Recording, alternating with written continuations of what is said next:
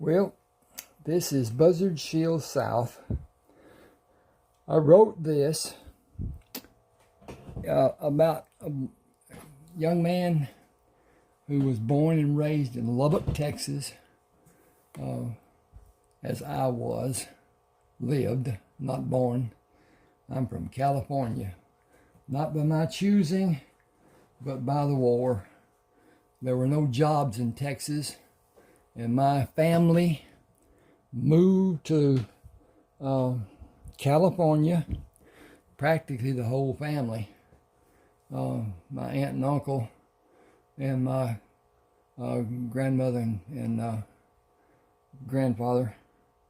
And at any rate, he was, starts off with him, he's in the elementary school, and it starts his life. His dad taught him dance moves because he was teaching him how to fight with a stick, albeit a broom handle, and because it was what was available to them. They were poor. He worked as a carpenter, and they didn't have a lot. Didn't have much of anything. And they went out to Texas Tech pasture, which was about a mile from the house. They lived on Auburn Street in the Arnett Benson division of, well, it's west. No, south. Anyway, they went to Tech pasture and hunted jackrabbits. And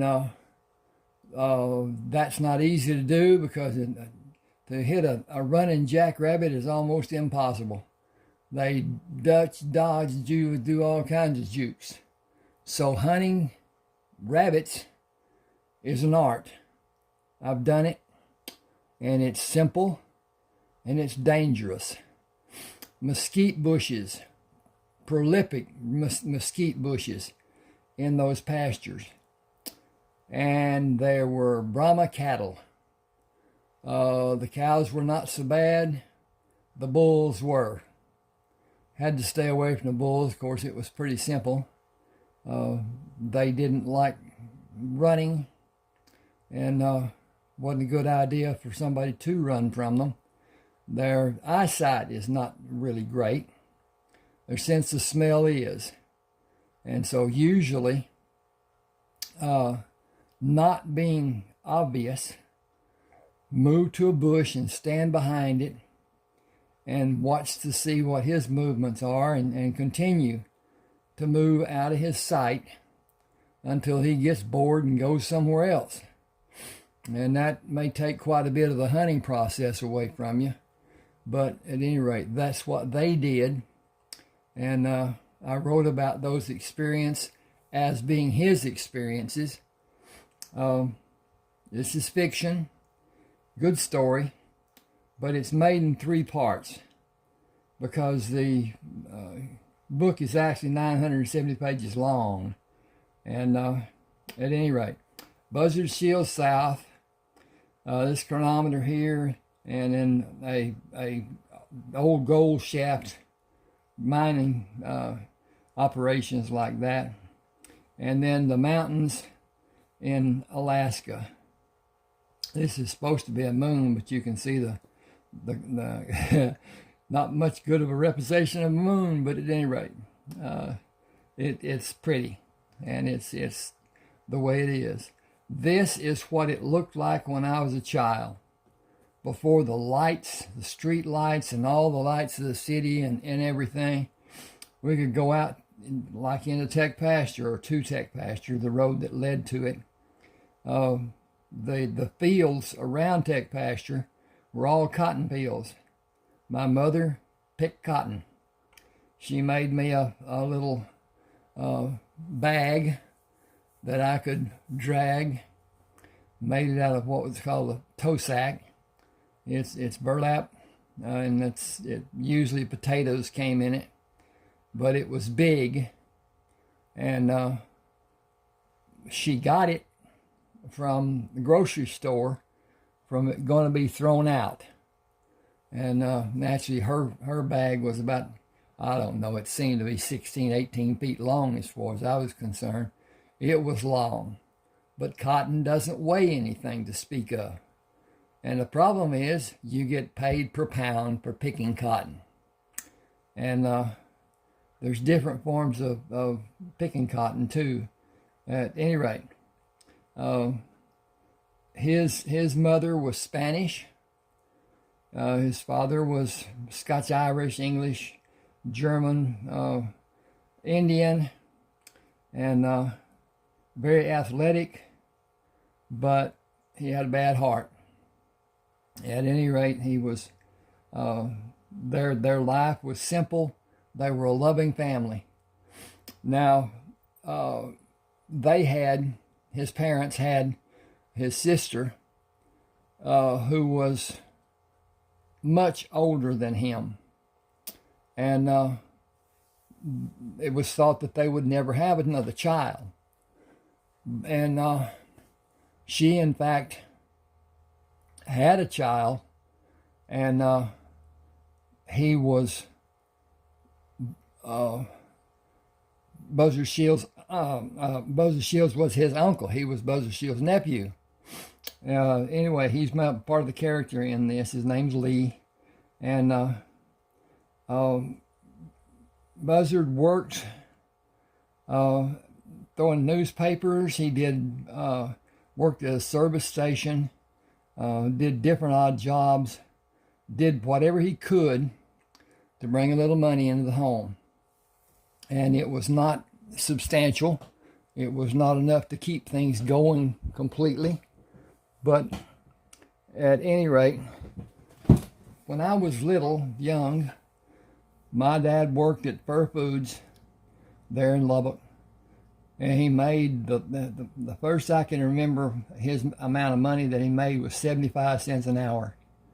And at 40 hours, that's 28, 30-something dollars. 30-something dollars a week. So $120-something a month. And we lived on it. My sister dropped a bottle of milk one time and broke it, and we didn't have milk for a week. But that was just a part of our living. And I was not old enough to understand what could or could not be done, how things were, and all that. I was young. And at any rate, his name is Morticius Alajandro Shields. His mother wanted him to be lucky and fortunate, and so she named him in Spanish M-A-S, Mas, which means more. And she intended that to bring him luck. That's just, people being what people are. Good person, very loving. But she never called him anything but mijo, which in Spanish is my son, little boy, little whatever, according to your interpretations and whatever. But at any rate, he got to be called Morty. He was taking a test in elementary school and supposed to sign his name or write his name at the top of the page of the test. And he got the test done before he wrote his name intentionally, because he wanted to get that done. Once she said that time was up, he couldn't write anymore, so she would allow him to have time to write his name, and so he did. Many of the students didn't get 3 or 4 answers done that he got done because of that. They wrote their names very, very judiciously, very as well as they could do it. And he was extremely intelligent and common sense in knowing what to do, what to say, what to not say, how to act. And his father died, and he had to quit school to work He actually went to work as an apprentice carpenter at the same Fur Foods, building cabinets and whatever, that his dad had worked at. Within 2 years' time, he had worked up to lead man. That's somebody that goes out in the field and places the cabinets and does the work that gets the installations done. And then the woman who he had hired to died. So his contract was up. New people took over the company, and they wanted to save money as best they could. So their main idea was to cut back on the workforce and cut back on the pay and cut back on how often the pay was done. So instead of every 2 weeks being paid, which was what was normal, they were only going to pay once a month. And he decided that he could not work for 1 month and then not be paid. So he turned in his resignation, because without the contract, he really couldn't work there. They would allow him to, but he didn't want to. So anyway, turned in his resignation. She said that she already had a recommendation for him made up. So he got that. And he got severance pay of 2 weeks. So he got paid his 2 weeks pay that was coming, plus, and they were told this before the payday was due, plus the severance pay, which gave him enough money to go to the bank and show where he could build a building behind the house and one onto the house, so that there would be dorms for the girls that were going to college to live in. And then his mother made their meals for them, did washing for them, whatever, which was superfluous to the rent. And they had to follow her rules or she'd kick them out. At any rate, that's a part of what she had to live up with when he joined the Army.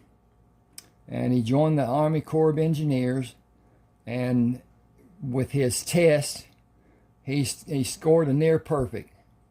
But one of the questions was ambiguous, and he told them about it, and different things. The piping was not correct on one of the drawings and blueprints and whatever. And the man who had been his dad's friend went with him. He was ill-educated, but he was intelligent also, not to the degree that Buzzard was. But at any rate, they joined the Army Corps of Engineers. He was put in charge of the people that he got to join, because they were building barracks. They were looking at the fact that they had World War I, and those barracks were old during the period of World War I. But he went to that place to do that, and the fort escapes me or whatever. He worked there a year, and the colonel that had him had a heart attack and died. But he had already set up with the chiefs of staff to have him go out to the four-state area, Colorado, Utah, Arizona, New Mexico, to do a survey. So he left the people, and they were in good standing. They were able to do the work. They already had it planned out and whatever, so it wasn't anything difficult to do. Finding the place to put the buildings was. At any rate, he went out to Phoenix and thought he took a train from Texas out to Phoenix. Had a little problem along the way. It was very interesting, and he was able to handle it. And met a conductor who would play a part in his life for the next year and a half. Going out to Phoenix, he learned that the only way to get to Flagstaff, which was where he was supposed to go to start, he had crews that were in Colorado, Utah. He was in Arizona, and then there was crew also in New Mexico, which he coordinated all their work. And they were doing surveys for that, basically because of the Indian reservations being placed as they were, and there were Indian reservations in all 4 states. And so he worked at that for over a year until his enlistment was up. And he stayed at one of the Indian reservations, and just lollygagged around and did whatever he did. But anyway, I want to stop this, and I'll continue with Buzzard Shields America, and follow that with Buzzard Shields North, because of his what he had done through the years. And to me it's interesting. Of course, I write like I like to read, and it's not with a lot of fluff. It's not with a lot of explanation. I don't care what the color the leaves were on the trees, or how about the water lapping against the boat, or any of that stuff. Meat and potatoes, I guess you'd say. And it's how I like to read, so it's how I like to write.